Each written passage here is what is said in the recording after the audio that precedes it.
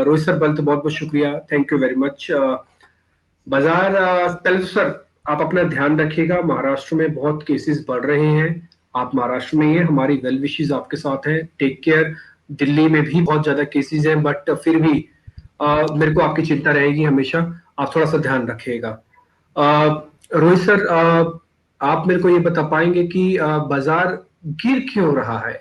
इन्फोसिस का 1750 का बायबैक भी नहीं बचा पाया, कंप्लीट लॉकडाउन भी नहीं बचा पाया। जिस समय उद्धव ठाकरे ये बात रख रहे थे तो कई लोग मार्केट में मीम बना रहे थे, मेरे पास 14,400 की कॉल है, रॉकेट हो जाएगी, 200 पॉइंट ऊपर खुलेगा, सब कुछ होगा। लेकिन मार्केट ने ऐसा कुछ किया नहीं, बल्कि वो तो 500 के भी नीचे, 400 के भी नीचे आके ट्रेड कर रहा है। वजह सर यही है कि कोरोना का पिक्चर क्लियर नहीं है, पता नहीं है कि कैसे रुकेगा, इसलिए डर रहा है market sir. Good morning DP ji. देखिए, पहले तो इन्फोसिस की अगर मैं बात करूं तो जो हिसाब से मार्केट एक्सपेक्ट कर रहा था रिजल्ट्स को, आई थिंक वहां पर आपको कहीं ना कहीं मिस देखने को मिला है। दो हम लोग को फ्रंट पे देखने को मिला है कि रिजल्ट अच्छे हैं, बट मार्केट में भी कुछ ज्यादा एक्सपेक्ट कर रहा हो, उसके वजह से गैप डाउन हो। नो डाउट इनका जो बायबैक है वहां पर भी कहीं ना कहीं थोड़ा एक्सपेक्टेशन ज्यादा था कि ज्यादा का बायबैक होगा, बट वहां पर भी थोड़े एक्सपेक्टेशन मैच नहीं हुए। सेकेंड थिंग, टेक्निकली अगर मैं बात करूं, टेक्निकली कुछ भी मुझे खराब नहीं लग रहा है स्टॉक के अंदर, जब तक स्टॉक 1300 रुपए के ऊपर है। कप एंड हैंडल का ब्रेकआउट हुआ है स्टॉक के अंदर, मुझे तो लग रहा है कि आपको लेना चाहिए। 1300 रुपए का आपका जब तक लेवल होल्ड कर रहा है, मुझे लग रहा है एक बार 1550 1600 के लेवल आपको बिल्कुल देखने को मिल सकते हैं। देखिए, आईटी पैक ट्रैक्शन में है, आईटी पैक ट्रैक्शन में है, और लॉकडाउन अगर होता है तो इनको एज सच वैसे भी कोई फर्क नहीं पड़ने वाला है, बिकॉज हम लोग ने देखा है कि आईटी में काफी अच्छा गेन देखने को मिला। दो ही सेक्टर काफी अच्छा परफॉर्म किए, आईटी और फार्मा। तो मुझे लग रहा है कि यहाँ पर लॉकडाउन का कोई भी इनको डर नहीं रहेगा। फर्स्ट ऑफ ऑल, रिजल्ट थोड़े मैच नहीं हुए मे बी, बट टेक्निकली काफी साउंड है। काफी अच्छी चीजें जो हम लोग को डेली चार्ट्स पर देखने को मिल रही है, जैसे कि मैंने बोला cup and handle pattern breakout हुआ है। मुझे लग रहा है कि ये एक रिटेस्ट का मौका है, वापस 1400 के ऊपर निकलेगा तो मुझे लग रहा है कि आपको एड ऑन भी करके चलना चाहिए पोजीशन में। करंट लेवल्स पर भी खरीदारी करने की सलाह रहेगी। 1400 1420 अगर वापस डिसिजली क्रॉस करता है तो अपने एग्जिस्टिंग लॉन्ग्स को और ऐड भी कीजिए आप। खराब मुझे कोई ऐसा स्ट्रक्चर नहीं लग रहा है जब तक। और स्टॉप लॉस आपके फेवर में 1300 रुपए का एक काफी बढ़िया सा स्टॉप लॉस है, जो 40 रुपए नीचे मैं यहाँ से बात कर रहा हूँ। और यहाँ से जो अगर मैं टारगेट्स की बात करूँ तो मिनिमम 200 रुपए। तो मुझे लग रहा है कि रिस्क रिवॉर्ड रेशियो काफी फेवर में है, और इन्फोसिस काफी बढ़िया नाम है ये। तो मुझे लग रहा है बिल्कुल खरीदारी करके चलना चाहिए मुझे। ठीक है, आप इसको ओके कर रहे हैं कि इन्फोसिस में जो एक गिरावट है खरीदारी का मौका है, आपकी तरफ से ओके है सर। बिल्कुल बिल्कुल चलिए, बिल्कुल। पॉइंट दीजिए आप। हमारे एक व्यूअर है, वो कह रहे हैं मैं पुट खरीदना चाहता हूँ, क्या पुट खरीद लें? क्या बाजार और गिरेगा? क्या पुट खरीदने की जहमत उठानी चाहिए उनको?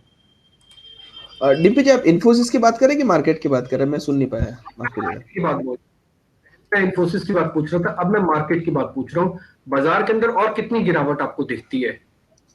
डिम्पल जी, देखिए बाजार के अंदर जो लेवल जो थे, इंपॉर्टेंट लेवल थे, उसके नीचे आज होल्ड कर रहा है। अगर मैं लेवल्स की बात करूं तो 14,450 काफी इंपॉर्टेंट लेवल है निफ्टी का, उसके नीचे सस्टेन कर रहा था। मुझे लग रहा है कि एक बार जब तक उसके नीचे है, एक बार थोड़ा बहुत पैनिक दिखा सकता है। अगर मैं नीचे के लेवल्स की बात करूं, सपोर्ट्स जो लेवल है वो है 320 330 के जोन में। तो जब तक वहां तक एक बार मुझे लग रहा है कि गिरने की चांसेस है, तो कोई भी उछाल आता है करंट लेवल्स पर भी पुट खरीदने की सलाह रहेगी। निफ्टी बैंक भी वीक ही लग रहा है, निफ्टी भी वीक लग रहा है। तो मुझे लग रहा है कि यहाँ से अभी भी हमारे पास 50 पॉइंट और गिरने की गुंजाइश है निफ्टी के अंदर पर्टिकुलरली। तो बिल्कुल बने रहना चाहिए एग्जिस्टिंग पुट्स के अंदर। कोई भी उछाल आता है तो आपको थोड़े बहुत पुट एड ऑन भी कर सकते हैं, but structure as of now intraday के लिहाज से वीक है।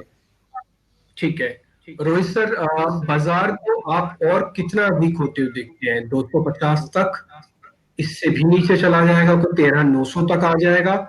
इससे कितने चांसेस है? अगर मैं आपसे अगले 10 दिन का एक व्यू पॉइंट पूछ लूं या अगले हफ्ते तक का व्यू पॉइंट पूछ लूं, तो आप मेरे को दो पोल्स में मार्केट कहां पे दिखाओगे कि अपर पोल ये है, लोअर पोल ये है? डीपी जी, देखिए स्ट्रक्चर की अगर मैं बात करूं निफ्टी के, तो एक डिसेंडिंग चैनल में जो है निफ्टी ट्रेड कर रहा है। डिसेंडिंग चैनल का मतलब होता है कि हर राइज पे आपको कहीं ना कहीं प्रॉफिट बुकिंग दिखेगी।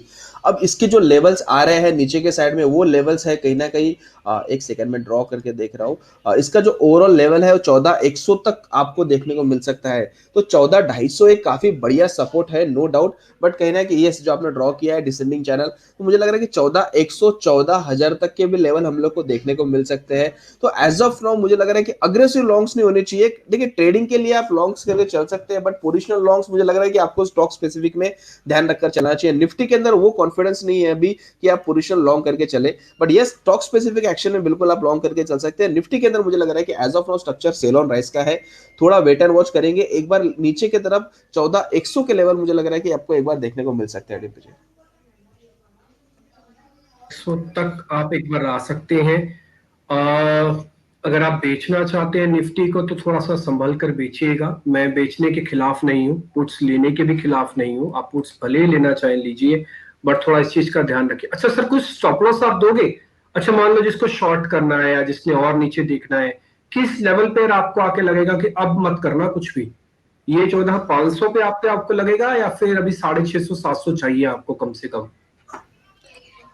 और डीपीजी देखिए इंट्राडे का तो मैंने आपको बता दिया 14,450 इंट्राडे के लिहाज से काफी इंपॉर्टेंट है 14,450। अगर मुझे लग रहा है कि आप अगर पोजिशनल ट्रेड लेने चाहिए आपको शॉर्ट्स की साइड में, तो मुझे लग रहा है कि 14,700 के ऊपर थोड़ा पैनिक आ सकता है शॉर्ट्स वालों के लिए। 14,700 के ऊपर वहां पर हम लोग को थोड़ा ध्यान रखकर चलना पड़ेगा। बट इंट्राडे के देखिए मैं आपको क्या बोल रहा हूँ ना, कैरी मत कीजिए ट्रेड्स। आप इंट्राडे के लिहाज में आइए, शॉर्ट कीजिए। आपको शॉर्ट देखिए अभी तक का जो भी स्ट्रीम हम लोग को देखने को मिला है उसमें शॉर्ट साइड ज्यादा पैसा देखने को मिल रहा है लास्ट हफ्ते 10 दिन से।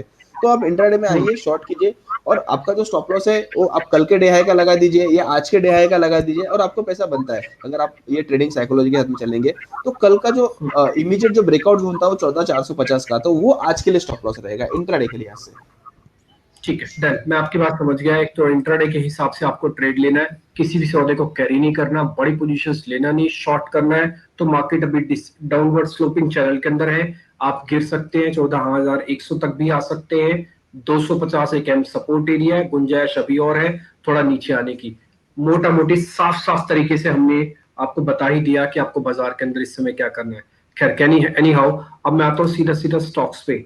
सर, दो शेयर जरा मेरे को आपसे पता करने हैं। एक तो इंडसइंड बैंक आपका फेवरेट है, आपसे बेहतर इसके बारे में कोई जल्दी जल्दी बताता नहीं है। इंडसइंड बैंक, इसमें क्या किया जाए? गिरावट सीवियर है, लगातार बढ़ रही है, 850 के भी नीचे हो गया। ये 1000 की जो प्रॉब्लम है साफ दिख रही थी कि 1000 गया तो ये पिटेगा ये शेयर। और डिब्बे जी इसको थोड़ा आने दीजिए नीचे 800 के जोन में, हम लोग इसको एक बार रिव्यू करेंगे। 800 का काफी बढ़िया सपोर्ट है यहाँ पर। लास्ट टाइम भी जो हम लोग ने उछाल देखा था वो 800 के लेवल से देखा था। मुझे लग रहा है कि 800 का लेवल इसके लिए काफी इंपॉर्टेंट रहेगा। 800 के करीब करीब आता है, एक बार हम लोग इसमें एक कॉन्ट्रा कॉल लेंगे और वहाँ पे 15-20 रुपए का स्टॉप लॉस लेके हम लोग होल्ड करेंगे, फिर देखते हैं इसमें क्या बनता है। बट अगर आपको बैंकिंग स्पेस में से एक स्टॉक चाहिए जहां पर आपको डिप्स में भी आप एड ऑन करके चल सकते हैं, तो वो है कोटक बैंक। कोटक बैंक काफी साउंड लग रहा है मुझे। जब तक ये स्टॉक 1690-1700 रुपए के ऊपर ट्रेड कर रहा है, मुझे लग रहा है कि यहाँ पर आपको कोई भी डिप में आपको बाई की अपॉर्चुनिटी बिल्कुल बना के चलनी चाहिए। तो कोटक बैंक 1690 के नीचे हम लोग होल्ड नहीं करेंगे, वो बहुत ज्यादा स्टिक स्टॉप लॉस है और उसके नीचे हम लोग एग्जिट भी कर जाएंगे। तो कोटक बैंक में आप ध्यान रखकर चलिए, यहाँ पर मुझे लग रहा है कि आपको काफी बढ़िया ट्रैक्शन देखने को मिल सकता है। अगर मार्केट स्टेबल हुए और यहाँ से अच्छा मूवमेंट आया, तो मुझे लग रहा है कि यहाँ से 2200 के लेवल आपको एक सॉर्ट ऑफ पोजिशनल कैंडिडेट है, तो वो हिसाब से आप ध्यान रख के चल सकते हैं। अभी जैसे कोटक महिंद्रा बैंक 1760 रुपए किया, तो यहीं पे एंट्री कर जाऊं? बिल्कुल डिब्बी जी, देखिए 60-70 रुपए का आपका स्टॉप लॉस बनेगा यहाँ से, और टारगेट जो बनेंगे कम से कम मुझे लग रहा है कि 150 से 300 रुपए के टारगेट यहाँ से आपको बन सकते हैं। तो कोटक एक मुझे लग रहा है कि काफी एक अग्रेसिव बेट में आप ध्यान रखकर चल सकते हैं। बट अगेन आपका जो टाइम फ्रेम रहेगा वो मिनिमम 3 मंथ्स का रहेगा। ठीक है सर, एक बार मेरे को इम्पोर्टेंट लेवल बताओगे सपोर्ट का कि जहां से ये टूटा तो फिर खराब हो जाएगा? 1690 डिब्बी जी, 1690 के नीचे हम लोग होल्ड नहीं करेंगे। ठीक है, 1690 के नीचे होल्ड नहीं करेंगे। यहाँ चाहे तो आप थोड़ा सा ले सकते हैं। इंडसइंड बैंक का जो सपोर्ट है वो 800 रुपए के आसपास है, और कोटक का जो सपोर्ट खत्म हो जाएगा वो 1690। इसके नीचे होल्ड नहीं करना, बाइंग ऑन डिप्स आप कर सकते हो। तो दोनों बैंक्स का व्यू पॉइंट आपके सामने आ गया। स्टॉप लॉस इज 1690 और सीएम पे भी आप बाय कर सकते हो, और इंडसइंड बैंक को भी 800 तक के लिए वेट करो। ये आपके लिए एक व्यू पॉइंट है। अच्छा, एक शेयर में सर आपसे और जरा पता करना है, वो है मेरे को जरा डाबर। ये शेयर आपको ठीक लग रहा है क्या, डाबर? और डिफेंसिव पैक है डीपीजी, देखिए डाबर के अंदर काफी अच्छा ट्रैक्शन मॉर्निंग से हम लोग को देखने को मिल रहा था, बट कहीं ना कहीं देखिए ये स्ट्रक्चर इसमें काफी पॉजिटिव है।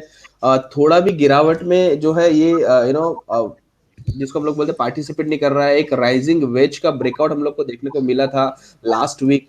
तो बिल्कुल स्ट्रक्चर काफी पॉजिटिव है, but again dips will be suggested, because देखिए थोड़ा भी करेक्शन आता है तो काफी बढ़िया रहेगा। तो मुझे लग रहा है कि 4-5% का करेक्शन होता है डाबर के अंदर, तो एक काफी बढ़िया रिस्क रिवॉर्ड रेशियो बनेगा।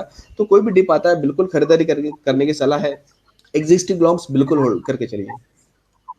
ठीक है, मैं इसका सर एक उलट शेयर रखता हूँ, डाबर की जगह रखता हूँ वो आईटीसी। ये आपको कन्विंसिंग लग रहा है? मैं इसको थोड़ा बेचना चाहता हूँ, क्या मैं बेच दूं या मैं ऐसी जगह पर आके खड़ा हूं कि यहाँ बेचूं नहीं, यहाँ पे सिर्फ देखो सर, गलत करोगे अगर आप इसको बेच दोगे तो आईटीसी को। आईटीसी डिम्पी जी देखिए 200 रुपए, 200 रुपए इसका मेक और ब्रेक लेवल है। जब तक ये 200 के ऊपर है तब तक इसमें स्ट्रीम पॉजिटिव है। Head and shoulder sort of pattern भी आपको दिख रहा है डेली चार्ट्स पर। तो मुझे लग रहा है कि 200 के नीचे यहाँ पर आपको जो फॉल देखने को मिलेगा वो काफी स्ट्रॉन्ग फॉल रहेगा। फ्रेश शॉर्ट्स करने हैं किसी को तो 200 रुपए का लेवल ब्रेक करने दे, 200 के नीचे आप शॉर्ट करके चल सकते हैं। जब तक 200 नहीं तोड़ता आईटीसी से पंगे ना लूं सर? बिल्कुल डिम्पी जी, देखिए आप कितने बार ये लास्ट टाइम भी 200 रुपए से ऊपर गिरा है, वहां पे आप देख लीजिए कम से कम 5 से 6 बार 200 रुपए से ऊपर गया है। तो 200 रुपए अगर तोड़ देगा तो काफी बढ़िया फॉल आएगा। इसका डिमांड जोन है 200 रुपए। एक्चुअली इसका डिमांड जोन है, ये बात आप सच कह रहे हैं। और 200 के बाद इसने किस तरह से अपने आप को संभाला है, साफ साफ दिख रहा है, ना केवल पीछे के कई, मैं बोलूंगा कि करीब करीब 4 महीने हो गए इस बात को कि 200 को अच्छे से मेंटेन कर लेता है। 200 गया तो फिर दिक्कत बढ़ेगी। सर एक शेयर आपसे जरा और पता करना था, वो था इंडिया बुल हाउसिंग फाइनेंस। 3 दिन से लगातार हम बता रहे हैं शेयर के अंदर पता नहीं ऐसा क्या हो रहा है कि दिन ब दिन टूटता ही जा रहा है। एक बार आपका व्यू सर। और डिम्पी जी देखिए पहले बात तो हाई बीटा नेम है। मार्केट में जब भी करेक्शन आता है तो हाई बीटा करेक्शन आते हैं, और करेक्शन लाजमी भी है। इसमें डबल टॉप का ब्रेकडाउन हम लोग को डेली चार्ट्स पर देखने को मिल रहा है। और जो ब्रेकडाउन था वो 187 के करीब करीब था, और वहां से काफी स्ट्रांग हम लोग को कैंडल देखने को मिली है। तो बिल्कुल ये एक सेल ऑन राइस का कैंडिडेट है। यहाँ पर इसको शॉर्ट नहीं करना चाहिए, बिकॉज इसमें जो सपोर्ट है वो करीब करीब 160 रुपए के करीब करीब। तो यहाँ पर आपका रिस्क रिवॉर्ड रेशियो फेवर में बैठेगा नहीं। 160 रुपए से मे भी बाउंस आ सकता है। इसका जो शॉर्टिंग लेवल है डिम्पी जी वो रहेगा 180 के करीब करीब। 180 आता है बिल्कुल शॉर्ट करके चलिए, 5-10 रुपए का स्टॉप लॉस लगाइए, फिर वापस 160 के लिए। इसमें एक काफी बढ़िया डबल टॉप का ब्रेकडाउन देखने को मिला है। सेलोन रस का कैंडिडेट है, बट यहाँ पर वो शॉर्ट मत कीजिए, रिस्क रिवॉर्ड रेशियो आपके फेवर में नहीं है। रिस्क रिवॉर्ड आपके फेवर में नहीं है, लेकिन ये मौका आपको जरूर दे रहा है कि इस रेंज के अंदर मतलब आपको मौका ऊपर का देना तो आप बेचेगा, फिर से इस रेंज पे आएगा। और इसके वजह से एक मल्टीपल सपोर्ट एरिया है कि एक्चुअली एक चैनल बना चुका है जिसके अंदर इसने ब्रेकडाउन दिया था और वापस एक सपोर्ट के अंदर भी है इंडियन हाउसिंग फाइनेंस। लेकिन हम आपको पिछले 4 दिन से बता रहे हैं, जब से इसने करीब 195 के रेंज को ब्रेक किया था तब से नो डाउट हम आपको नोटिस करवा रहे हैं। रोहित सर एक ऐसा शेयर जो आपकी कन्विक्शन लिस्ट में अभी है और आप उसको देख रहे हैं, आप उसको वॉच कर रहे हैं। शॉर्ट साइड में डिम्पी जी आइशर मोटर एक हेड एंड शोल्डर का clear cut breakout daily charts पर देखने को मिला है। थोड़ा नीचे आ चुका है जहां से हम लोग ने रिकमेंड किया है क्लाइंट्स को। मुझे लग रहा है कि कोई भी उछाल आता है 2420 2430 काफी बढ़िया शॉर्टिंग लेवल रहेगा।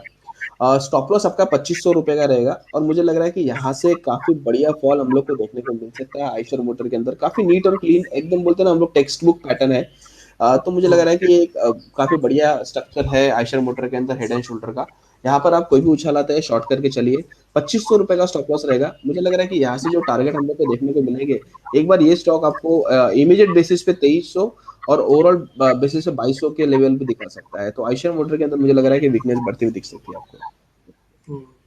2240 तो सर हमको भी लग रहा है कि 2250 तक आ जाएगा फिसल के, क्योंकि अपनी 200 दिन की एवरेज को भी हमारे लिए ब्रेक कर रहा है। और दूसरा पैराबोलिक शॉर्टिंग है इसके अंदर, साफ साफ पता लग रहा है। एक गैप है जिसको आप 2500 का अपना स्टॉप लॉस भी दे रहे हो, उससे पहले ट्रेंड रिवर्सल के सिग्नल ऑलरेडी दे चुका है।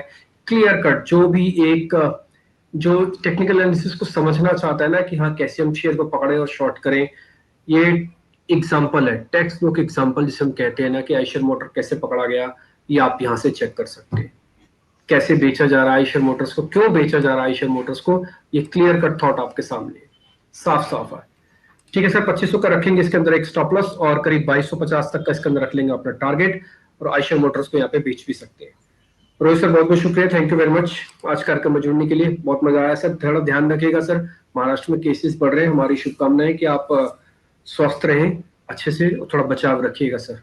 बहुत बहुत शुक्रिया sir, thank you very much. आप भी ध्यान रखिए, बहुत ज्यादा केसेस दिल्ली में भी है। कल आई थिंक मुझे लग रहा है 17-18 केसेस आए हैं। सर मैं आपको बिलीव नहीं होगा, मैं पिछले 2 दिन से अपने घर से कर रहा हूँ, मेरी थोड़ी तबीयत नासाज थी तो प्रिकॉशनरी मेजर लेते हुए मैंने भी अपने घर से ही करने को रखा है शो, मैं भी स्टूडियोज नहीं जा रहा हूँ।